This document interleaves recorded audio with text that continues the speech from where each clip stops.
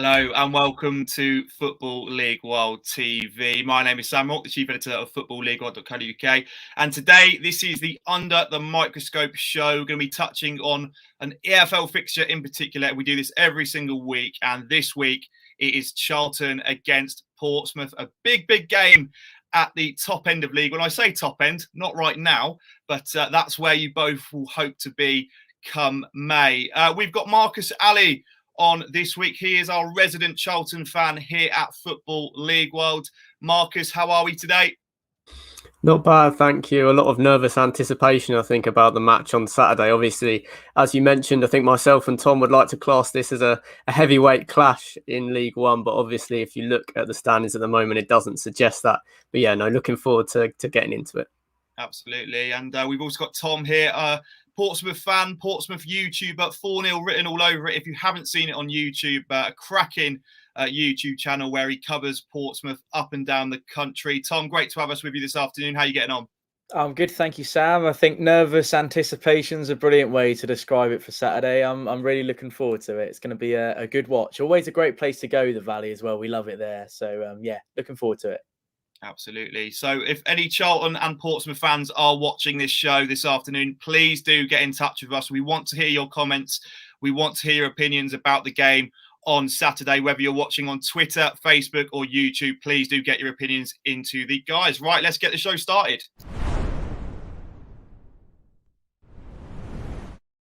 So, as I mentioned at the top end of the show, it's been a relatively slow start for both teams. Charlton and Portsmouth so far. Charlton find themselves down in 21st position as we speak, whilst Portsmouth sit in 12th position after what was a good start, to the campaign, but of late it's fell a little bit. Let's come to you first, Marcus. Now, I don't think many Charlton fans after 8 games would have expected the Addicks to be where they are right now before the season started. I mean, what have you made to the start of the campaign so far?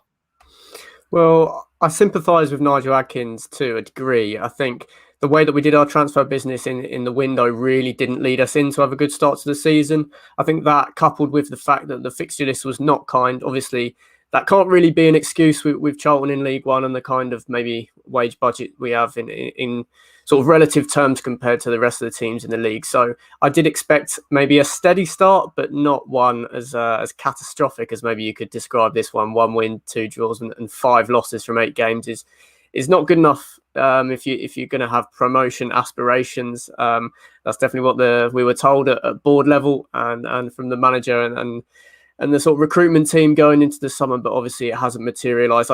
As I say, I sympathise with Nigel Adkins because the squad, particularly in the first 3 or 4 games, he almost couldn't use the bench until the last 5-10 minutes because they were just so raw, the players on the bench, and we had to kind of just go with what we've got. So it's not a surprise to see us start slowly, but this slowly, I can't say I really expected. There really have been some poor performances, and yeah, it's obviously provoked some mixed reaction from the fan base, and yeah, the pressure is really on this Saturday. Yeah, as for you, Tom, as I said at the top end of the show, the first few games are pretty promising, weren't they? You felt like this could potentially be the season where Pompey do push into that top 2, but of course it is early days. I mean, what have you made of the last few weeks with Portsmouth? You haven't won in a fair while now. What's the kind of consensus amongst the Pompey fan base, and how are you feeling? Yeah, before Tuesday night, we had a run of sort of 3 back-to-back losses, which is not the best, and we had quite a lot of negative momentum around the players, around the fans, really. And we come, as you say, the last couple of weeks, it's been a difficult couple of weeks as a team, sort of culminating in a pulsating night on Tuesday when one of our centre halves actually tucked one away in the 95th minute to salvage a point in a game where it could be argued that we maybe deserved all 3. So, yeah, 2 goals against poorly defended counterattacks has actually been the story of the last couple of weeks. I think we've now conceded a couple on the counterattack from our own corner, which is a little bit of a concern for us. And if you're Charlton Athletic, if you stick more than 2 or 3 men on Marcus Harness, you're probably going to come away with all 3 points on Saturday. So there's bits and bobs that need ironing out, and we're still a brand new team. Danny Cowley hasn't even been in the job for... It's coming up to 6 months now, around that sort of time. We recruited quite heavily right at the tail end of the transfer window as well. So we're still kind of gelling as a team. Pompey fans, general consensus is we're willing to give it a little bit of time before we start panicking about what might the outcome be come the end of the season in April, May time. Yeah, absolutely. Just Tom, coming to you again. I mean, what do you think have been the issues you've seen so far within that Pompey team? You know, is it defending from set pieces? Is it the way you're set up? I mean, are there any particular kind of glaring things that stand out to you and think, right, these need to be fixed at Pompey? Yeah, it's quite a football cliche, but he hasn't actually got a starting 11 yet that he's sticking to week in, week out, Danny Cowley. And I think that is partly the reason, being that we recruited so heavily over the summer. It wasn't just a heavy recruitment. We also had a massive sort of washout of all the dead wood, if you like, at the football club. At the minute, it's a bit of an occupational hazard of ours as a result of the way we like to play our football under Danny Cowley, fast-paced, high-intensity attacking football. And given that high press, there is always the risk factor of being caught on the break, and that is where most of the goals that have gone into the back of our own net of stem from this season. So yeah, the bits like that are sort of things that we're hoping are just issues that will be spotted and worked on and worked out. But that's the main kind of thing at the moment for us. Oh, I think he's gone. Can he's back. You guys hear me? You're there. We can hear you. Oh, good. Marcus, do you echo Tom's thoughts there with regards to Adkins doesn't perhaps know his best team either? Definitely. I think for both managers after the recent poor run, it's been a case of maybe even trial and error, just trying to find the right combinations, particularly in the final third in terms of from Charlton's perspective. Corey Blackett-Taylor's made a good impact in the last couple of matches, coming off the bench with a positive cameo in the Wycombe Wanderers defeat, and then getting an assist against Gillingham in midweek and looking really good. But I feel like he's going to have to chop and change again. You had Connor Washington and Corey Blackett-Taylor on the flanks at Priestfields. Washington went off at half-time, missed a one-on-one, got in some good positions, has looked threatening. It's been one of the crumbs of positivity so far this season. He was in a protective boot on the bench for the second half of the game in midweek, and Corey Blackett-Taylor completed his first 90 minutes for the first time in the best part of 2 years.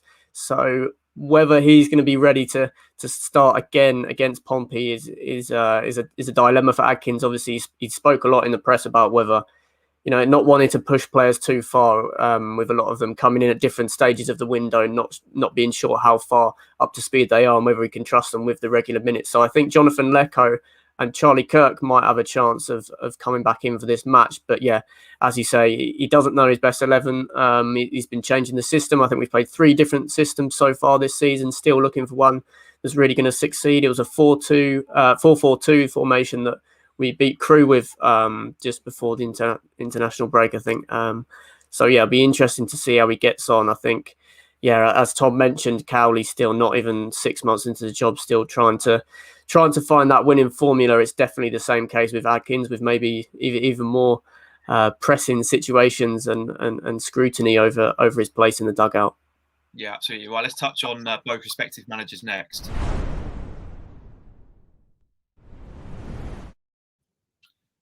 So you could say that Nigel Adkins is perhaps under more pressure than Danny Cowley right now, given the league position that the Addicks find themselves in right now. Marcus, just how important is Saturday that Adkins gets a result? Because I think you spoke on the London show last week about Adkins and whether he'd make it through the Gillingham game. I mean, just how big is this for him, especially being at home as well?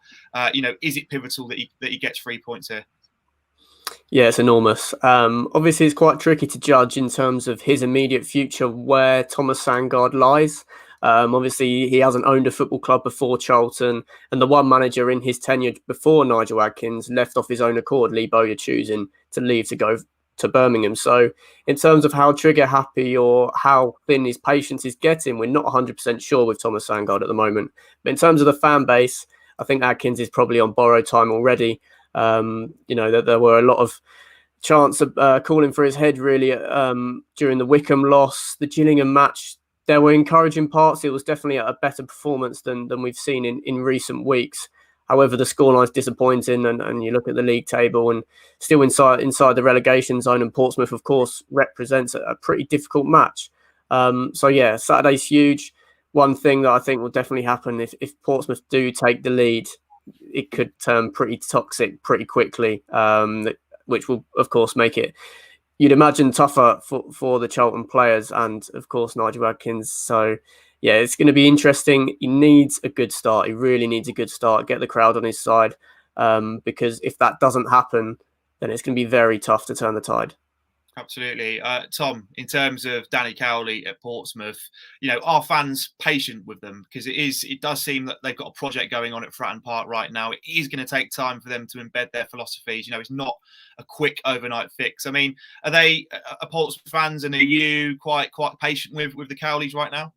Yeah, I'm extremely patient, and I'm in the camp of I'm even happy to give them this season to sort themselves out, get a decent team together, and sort of work on the principles that they've used in their managerial spells from when they started.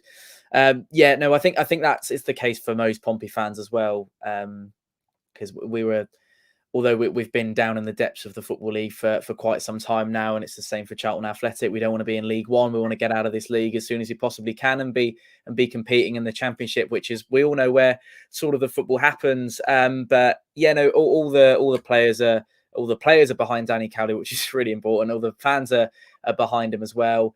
Obviously, there's going to be one or two.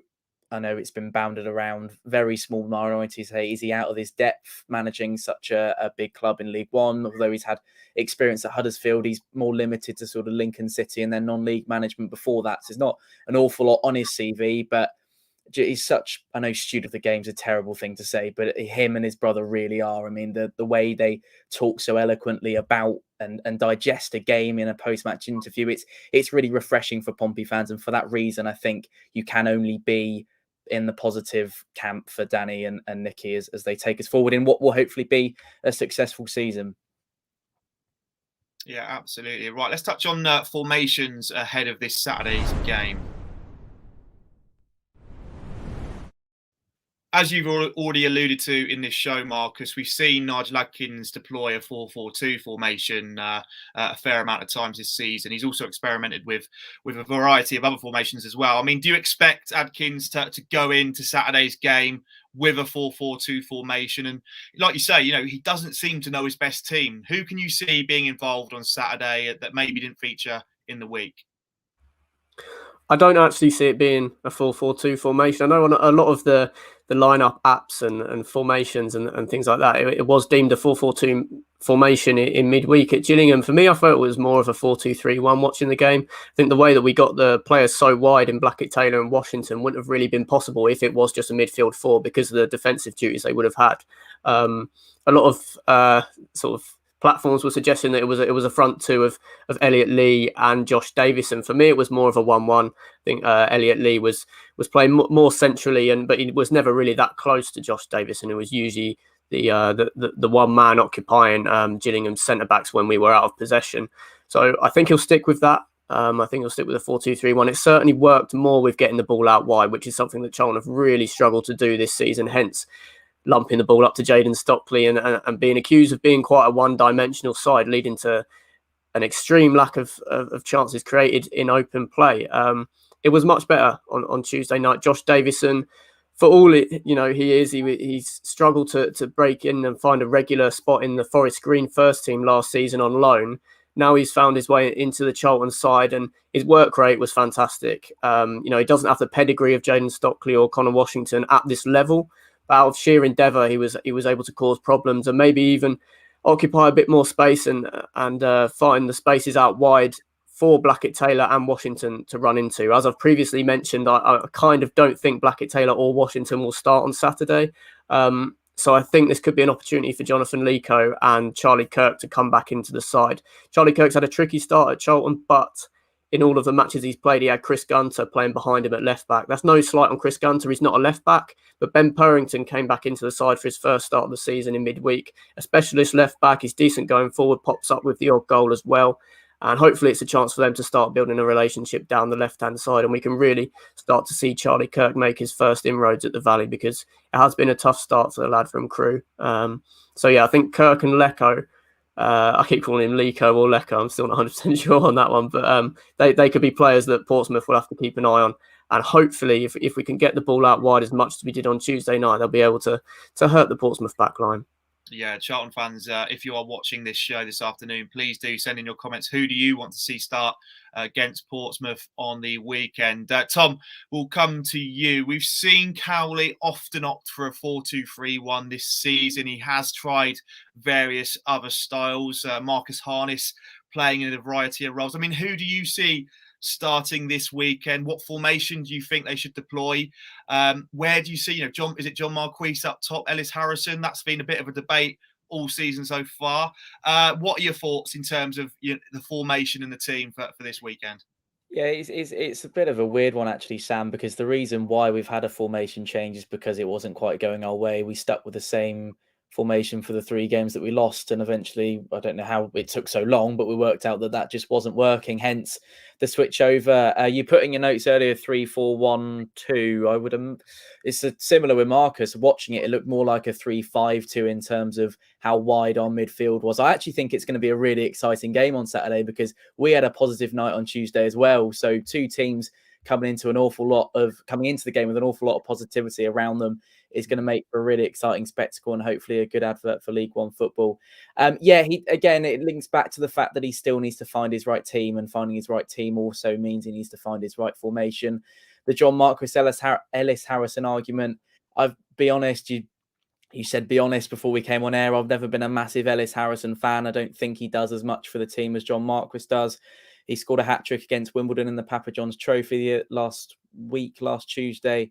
And we still managed to lose the game, which was a really exciting night. But I just don't think he has that work ethic, that mentality, that almost the experience that John Marquis brings, particularly at this level in League One. He's got an awful lot of pedigree and goals to his name.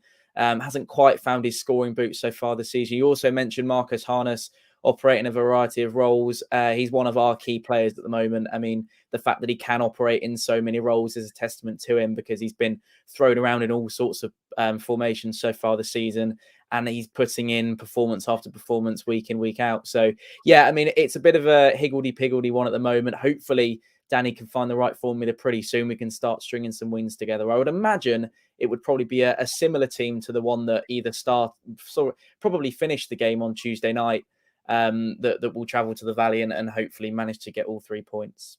Yeah, because we saw Kieran Freeman play in a free at the back, didn't we, alongside Sean Raggett and Sean Williams as well. Do you expect that kind of trio at the back line to stay there for Saturday?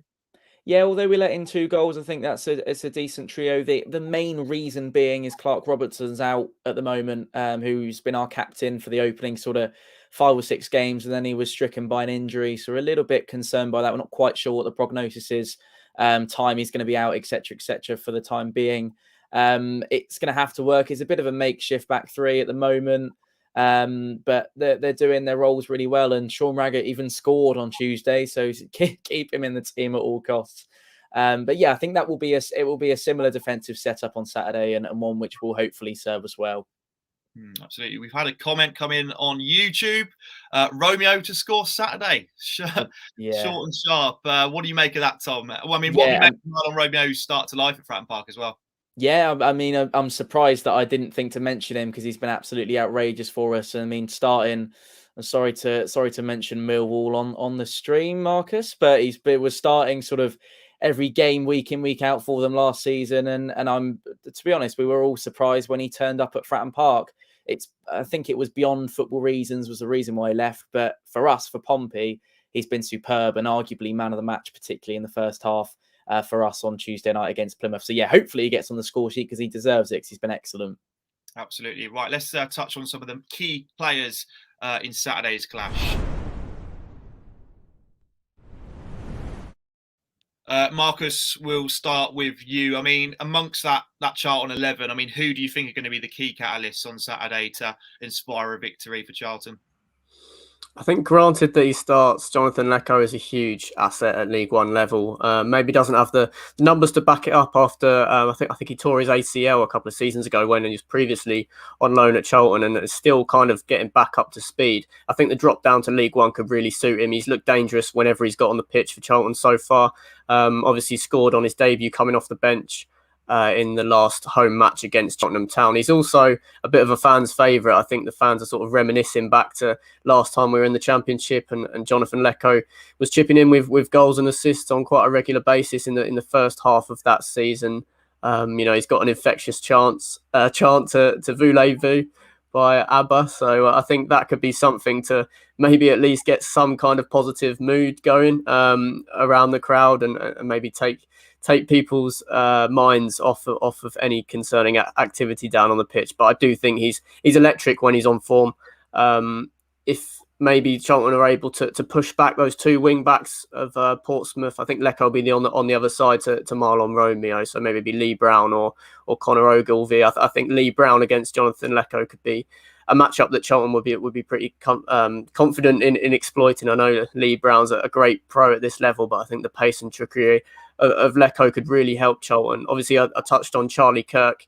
Kind of yet to see the best of him at Charlton, so it'll be interesting to see if he can find his best form against Portsmouth. Obviously, the pressure's on Charlton as much as it is on the manager. I think the players know the seriousness of the situation we're in. Every week that goes by while we're still in the League One relegation zone, they're going to have that bubbling away in the back of their heads. So really, a draw could even be a bad result with the implications on the table, depending on how teams get on around us. So I do think that those boys out wide, Kirk and Lecco, could be important, especially if, as I mentioned, we can exploit the wide areas as we did against Gillingham. Obviously, tougher opposition here in Portsmouth, definitely top 6 competitive fodder this season. But I think the wide men could be the key to breaking them down. Charlton Portsmouth fans, send in your score predictions for this Saturday's game. We want to hear how you think the game will pan out and what you think the score prediction will be. Right, Tom, let's come to you in terms of the key catalysts for Portsmouth heading into this game. Someone we haven't spoken about much on this show so far is Ronan Curtis, a player that perhaps needs to improve his goal-scoring output, but we know the quality he does possess. Is he someone that you feel could have a big say on Saturday? And again, you've already spoken about Marcus Harness. He seems a player that is highly thought of at Portsmouth. Is he, again, someone that could have a big say on Saturday? Harness is highly thought of, as is Ronan Curtis. He's quite a flary player. If you sort of upset him, he's not someone you'd want to get on the wrong side of. Funny, I should say that actually, if he does get a yellow card on Saturday, then he will miss out due to a bit of a ban, because he needs to. Well, somehow, if he manages it, if he goes the next 11 games without getting a yellow card, he won't get a ban. But if he gets a yellow card in any of the next 11, he's gonna be banned. So if you want to antagonise him, that would be a place to start on Saturday, Marcus. But yeah, no, on his performance-wise, he's unbelievable. He joined us from Derry in Ireland all those years ago. I know we don't like him now, but he was a product of Kenny Jackett, and Kenny recruited him and brought him into the team, and he had a really good couple of seasons with us, and we want to see him performing again. I mean, there was talk of him heading off to somewhere a little bit more superior than us in terms of league position in the Championship during the transfer window. For whatever reason, that didn't come to fruition. So we have him, which is good. He's a brilliant attacking-minded player. So talented. We're so lucky to have him. I really rate Ronan Curtis. I think he's going to be excellent. Him and Harness in the same side. We've got a lot of attacking sense, and we're working together as a unit, which is good when we're attacking wise. Just that defensive sort of, we let ourselves down a little bit in terms of conceding goals at the moment. So that's the only thing. But yeah, Curtis, brilliant player, top talent. Absolutely. Right, let's touch on some of the key battles in this game on Saturday. So, Marcus, you've already suggested one of the key battles on Saturday. Jonathan Lecco potentially up against Lee Brown on that flank. Are there any other kind of battles on the park that you feel could have a big say on the result on Saturday?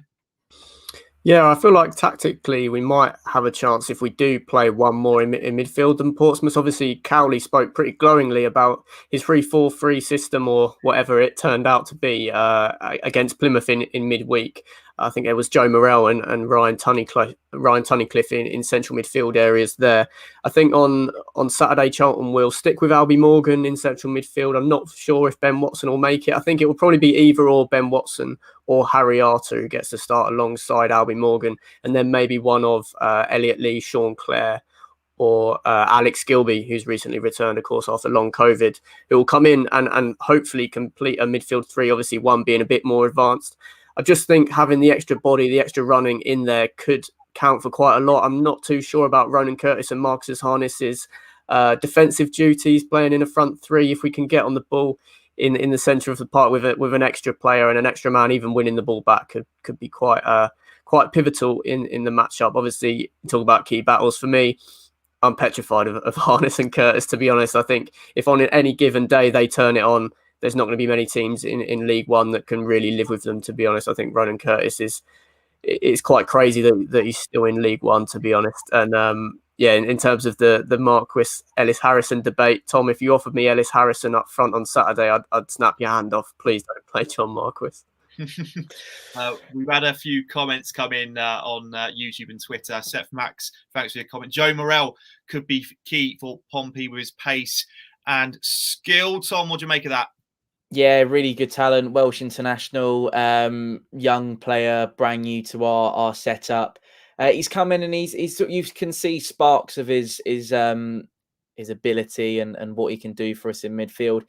Again, there has been chopping and changes, so he hasn't had that time to sort of get used to playing League One football to start with, but also playing in the setup that Danny Cowley's got us playing in.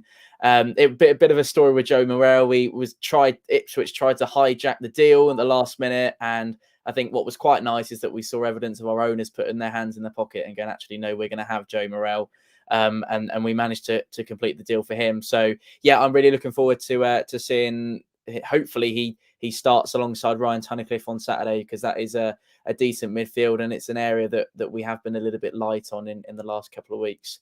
Talking about the battles as well, Lee Brown gets beaten, although he's the consummate professional. He's a brilliant guy. He gets beaten on a number of occasions because of his pace, and he's getting on a little bit now. On the other side of the pitch, Romeo very rarely gets beaten, and you rarely see him, make a mistake or anything like that. And he's going to drop an absolute howler as I say that on Saturday now.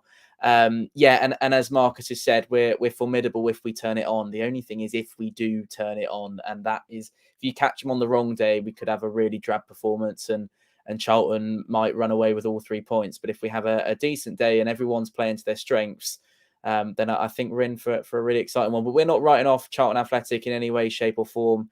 I mean, it's only, bad runs of form have to end at some point, and there's every chance that it's going to on Saturday. So we're really looking forward to a really good tie between two sleeping giants of League One. So hopefully it's going to be an interesting watch. Yeah, it's all certainly set up to be a really, really interesting encounter in London on Saturday. Right, we want your score predictions for people that are watching. Charlton, Portsmouth fans, send them in and we will get them up on this live show. We're now going to get Marcus and Tom's score predictions next. So we've had a few score predictions come through. HS4 PFC on YouTube, 1-0 to Pompey, the Zulu Masterclass, and plenty of beers. Fair play. Tom, let's just touch on Bazunu briefly, a player we haven't spoken about too much on this show. Obviously a Republic of Ireland international as well. What have you made of his start to life at Fratton Park? You two, as you love football, would have seen his save against arguably the greatest player of all time in the latest international break when he saved a penalty against Ronaldo. And that's only bolstered his confidence that he's already using anyway. He's 19, he's same age as me, and he oozes the confidence, and he's a wise head on young shoulders. His sort of the way he conducts himself, his work ethic, and is what he does for the team. He's almost like a third centre half. How high he plays, and you'll see in the game on Saturday how high up he is. He spends most of his time standing on the halfway line when we're up the other end of the pitch, and I think that's it's a bit of a testament to our high press. But yeah, Bazunu is the real reason. I know it's a simple thing to say, but he is the reason why we haven't conceded very many goals so far this season, because he is just a fantastic shot stopper. We're really lucky to have him. And I'm surprised that you said, Curtis, you're surprised that he's not playing at championship level. Well, I'm surprised that Bazunu isn't, because he's, I know it's early days and I don't want to throw it out there, but he might be the best goalkeeper that League One sees this season. And I look forward to seeing the stats come the end of it, because he's an exceptional young talent. Yeah, really, really exciting prospect, that has to be said. Right, score prediction time. I want to know how you think the game will pan out as well, the kind of ebb and flow of the game, how you see it going. Marcus, we'll come to you first with, like I said, how do you see it going and your score prediction? Well, in terms of Gavin Bazuni's opposite number in goal, we haven't mentioned Craig McGillivray, of course, only left Pompey this summer, will be in goal for Charlton and has started the season pretty well. Despite some of the poor results, he's been one of the players that can hold his hand up high and has pulled off some cracking saves. I think Charlton fans will be hoping, maybe the more pessimistic ones, that he can produce a display similar to that again on Saturday. In terms of the ebb and flow of the game, I think Ronan Curtis is that kind of personality that when it's a bigger crowd, I'm sure Portsmouth will have a very respectable away following at the Valley. It'll be a decent attendance in terms of League One standards. I think he's the type of guy that gets up for the big occasion. I think even if the Charlton are on top, I think that will rile him up even more. So sadly, I think he could be the difference maker in this one. I think I like Danny Cowley at Portsmouth at the moment. I think the numbers, the way they're trending, the performances compared to the results, they probably deserve to be a little bit higher in the table, whereas Charlton probably also do, but I wouldn't say as much as Portsmouth. I think Portsmouth are more a playoff pushing side in mid-table than Charlton are a mid-table side in a relegation battle. So I'm going to go for them to edge it. I think, as I mentioned, an early goal could make this one turn into a very interesting affair given the atmosphere from the stands. But I'm going to go for 2-1 Portsmouth. I wanted to say 2-2, but I've got to be realistic on this. I've got to use my head over my heart. I'm going to say 2-1 Portsmouth. And if that is the case, Marcus, the end of Nigel Adkins at Charlton? I really don't know what to say, to be honest, just because we haven't seen how Thomas Sandgaard is going to handle the situation. It will be hideous scenes if we lose, to be honest, at the end of the game. I'm not sure Nigel Adkins would even want to walk back out as Charlton manager if we do lose this match, particularly if it's by more than one goal. In terms of my own perspective, I think he should have gone after Wickham, to be honest. So yeah, he needs to get a result to keep the fans off his back and hopefully to get us out of the relegation zone. If he loses, it'll be very hard to see him coming back out. Absolutely. We had another prediction come in from one of the viewers, 2-2 from Seth Max on Twitter. That will certainly be an interesting one. Right, Tom, let's get your score prediction. And again, how do you see the game panning out? Yeah, I mean, it's quite good news from us that Nigel Adkins is on such bye time. We don't particularly like him because of one of his previous clubs that he managed, but we won't go into that too much. I think it's always a worry, isn't it? Every single loss when you're on bye time, always it makes it such a horrible atmosphere. And we've had so many managers over the years where you think they're going to go after this game and then they don't, and then it's the next one and the next one, and you end up 10 games down the road and they still haven't gone. Prediction wise, I'm going to agree with Marcus. I'm going to go for a 2-1 Pompey win. I think we will concede, and I think it will probably be a sloppy 1-2 concede from our point of view. And in terms of the ebb and flow of the game, I mean, I think it will be a tight one. I think it will be a really tight affair. I think we spoke about individual battles. I think man to man, it's a really interesting one because there's a lot of talent on both sides of the line playing in blue and in red. We've sold out our 3,000 allocation, which is, water's wet from a Pompey point of view without wanting to blow our own trumpet. We love a good away following. And you only have to sort of stand there and look around you at the Valley to see the size of Charlton Athletic as a football club in terms of, the size of the stadium and the noise they can generate. So, yeah, I'm really looking forward to it. I'll go for a 2-1, but really excited to make the trip. And, hopefully we come away with a 2-1 win. Well, there we go. Both Marcus and Tom predicting an away win for Portsmouth at the Valley on Saturday. Well, that wraps up the Under the Microscope show, looking at Charlton versus Portsmouth on Saturday in League One. Marcus, Tom, both, thanks so much for joining me this afternoon. And thanks for all the viewers who tuned in to watch today's live show. And once again, thanks for all the comments. We've got two shows later on today. We've got the EFL London Roundup show at 4:00, and then at 5:30 we've got the Huddersfield Town Takeover show live on Football League World TV. So do make sure you tune in later on. But once again, thanks all for watching, and we'll see you soon.